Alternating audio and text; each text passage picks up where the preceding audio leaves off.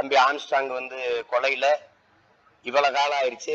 கொலை செய்ய தூண்டினது யாரு, கொலைக்கு காரணம் என்ன, உண்மையான கொலையாளிகள் யாரு, அது இன்னும் தெரியப்படல. ஆனால் 3 பேர் சுட்டுக் கொல்லப்பட்டிருக்காங்க.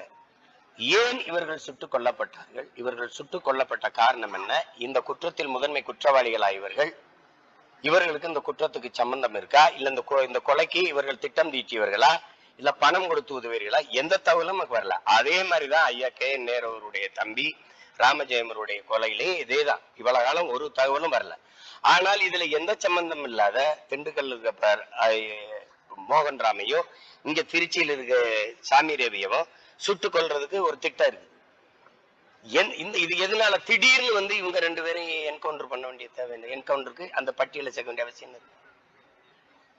யாரையாவது ஒருத்தரை போட்டு முடிச்சு விட்டுறணும் அப்படின்னா எப்படி? நியாயமான குற்றவாளிகள் இவ்வளவு காலம் அவர்கள் கண்டுபிடிக்கப்பட்டு நீதிமன்றத்தை முன் நிறுத்தி விசாரிக்காம ஒரு குற்றம் முடிவு செய்யல. அவங்க எங்கே இருக்காங்க, இவங்க எங்கே இருக்காங்க, திடீர்னு இந்த குற்ற வழக்குல கொண்டு வந்து சம்பந்தப்படுத்தி திண்டுக்கல்ல மோகன் ராம கொல்லணும், இங்க திருச்சியில சாமி ரவியை கொன்னுட்டா இது சரியாயிரும் அப்படின்னா, இந்த வழக்குல யாராவதுனா 2 பேரை கொன்னு முடிச்சு விட்டு போயிருது அப்படின்னா இது எப்படியான அணுகுமுறை, எந்த மாதிரியான சட்டம் ஒழுங்குது?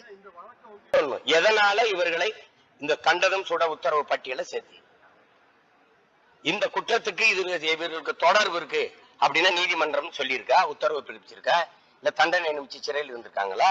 எதனால சொல்றீங்க? ஏற்கனவே 2 பேர், அந்த ஜெகன், அப்புறம் அவரு இன்னொருத்தர் பேர் என்ன, புதுக்கோட்டையில துறை, இத 2 பேரையும் எதுக்கு சுட்டீங்க? குற்றவாளி குற்றம் செய்கிற போது சிறை தண்டனையை அனுபவிச்சுட்டு வெளியில வந்த பிறகு திரும்பி வாழும் போது சுட்டு கொல்லப்படுவார்கள்னா அப்ப எப்படி, எந்த மாதிரி இது? இப்ப நீங்க என்ன பாருங்க, ஒரு நாள் இந்த திண்டுக்கல்ல இருக்கிற இவர் இந்த சாமி ரவியும் அங்க மோகன் ராமும் இந்த இப்ப நான் அது பேசலைன்னா உங்களுக்கு தெரியாது. ஒரு நாள் கொண்டிருப்பாங்க. எதுக்கு கொண்டாங்கன்னா, நீங்க செய்தியில இந்த ஐயா ராமஜெயம் கொலையில உங்களுக்கு சம்பந்தம் இருக்குன்னு போட்டு மூடி விட்டு போயிடுவாங்க. உண்மையான குற்றவாளி யாரு? இப்ப தம்பி ஆம்ஸ்ட்ராங் கொலையிலேயே உண்மையான குற்றவாளி யாரு? கண்டுபிடிக்க முடியலன்னு கையை உயர்த்திட்டு போகணும். சும்மா போற வரலாம் சம்பந்தம் இல்லாத 2 பேரை சுட்டுட்டு அதை மூடி விட்டு போக கூடாது.